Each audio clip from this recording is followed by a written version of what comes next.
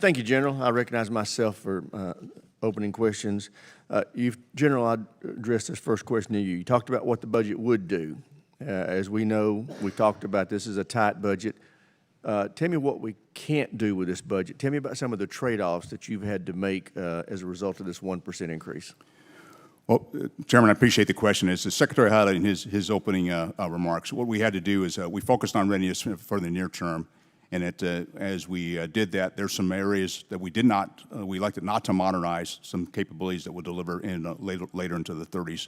And so that's where we had to address some of the shortfalls in this particular budget by making those choices to focus on readiness. For example, give me an example of something that you deferred.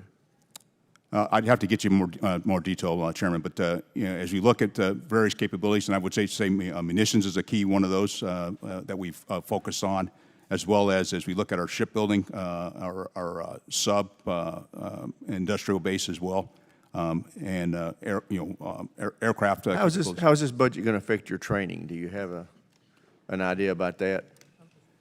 Well, not much, because we actually did focus on our readiness, and that's why the $147 billion is to focus on our readiness.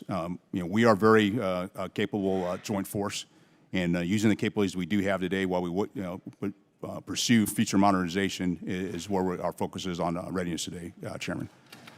Okay, I would ask this to both of you. I know you've got to be concerned about this growing cooperation that we're seeing between Russia, China, Iran, and North Korea. Do you feel like that this budget adequately resources our ability to deter their organized and unified aggressive behavior in the coming years? Mr. Secretary.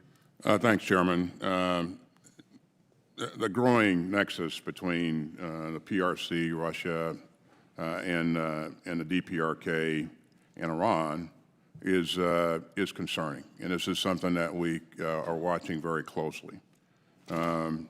As we look at what Russia is doing, because of the damage that Ukraine inflicted on Russia's land forces, Russia turned then to DPRK for additional munitions and in the form of artillery munitions and missiles. Iran is providing Russia with drone capability, technology, and actual drones themselves. And that's made a difference in Russia's ability to recover from what the damage that Ukraine has inflicted on them. And then North Korea, again, it's becoming more confident because of its affiliation with Putin. So this is very concerning. Something that we're going to have to watch. Something that we're going to have to make sure that we have the capability and capacity to work with our allies to continue to deter and continue to promote peace and stability in each of the regions. But to your point, very concerning and something that that we're going to have to stay on top of going forward. So. General Brown.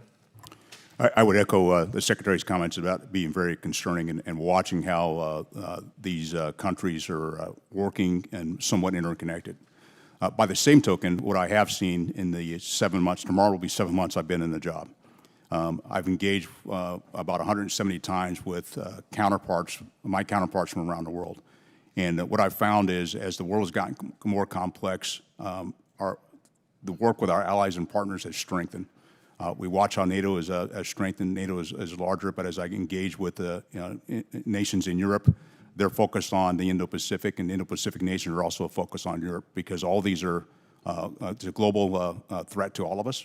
And that dialogue is definitely increased, and I've seen that happen in the jobs I've held as a senior leader.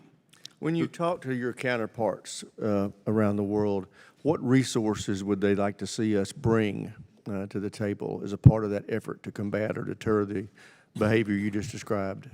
Well, what I would highlight is they're concerned about our collective defense industrial base and bringing capability. One thing I do find as I engage around the world is that U.S. capability, U.S. equipment is highly desired. And we've got to be able to provide that capability and equipment, and those are the things that they are keenly interested in. They're also interested in our ability to work and be able to interoperate, even when they have their own defense industrial base that they're also trying to increase as well. And so it's how we work together and to break down barriers, to be able to work across our industries, across our services, or across our governments will be important. Thank you, General. I yield to the ranking member.